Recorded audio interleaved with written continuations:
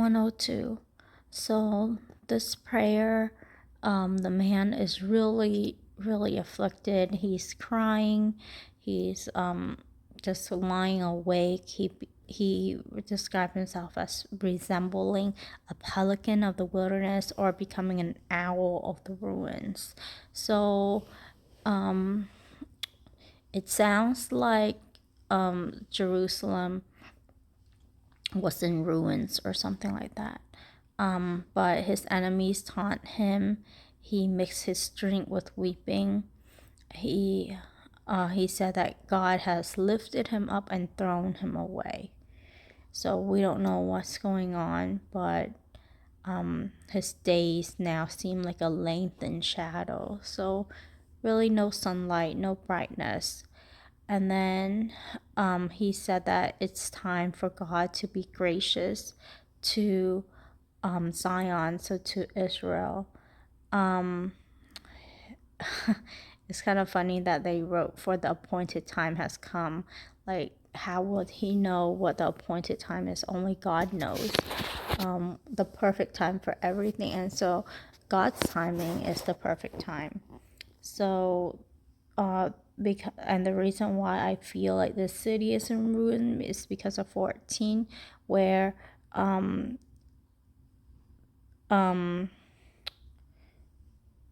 no, take pleasure in her stone and feel pity for her dust. So I thought that meant that the city is in ruin, but now that I look at it, it might not mean that. It might just mean that they like the city.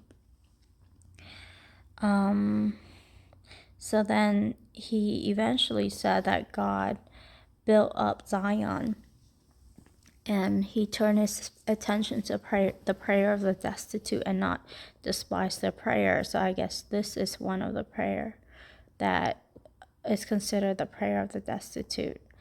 And it says right here that a people yet to be created may praise the Lord.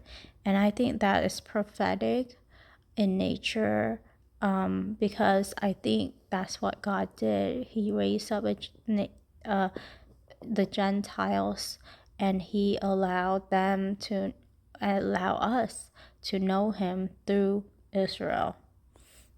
The events that happened to Israel and Jesus' death and resurrection.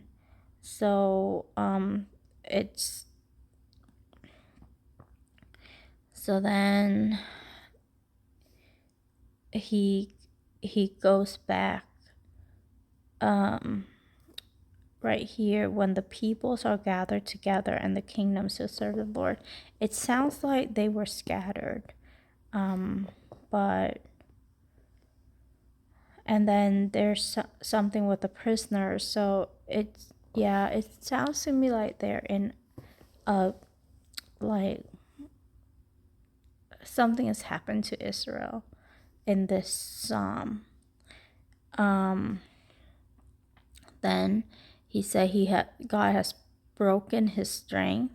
He has shortened his days. And then he goes on to say, like, the heavens even will change, and they will pass away, but God is the same.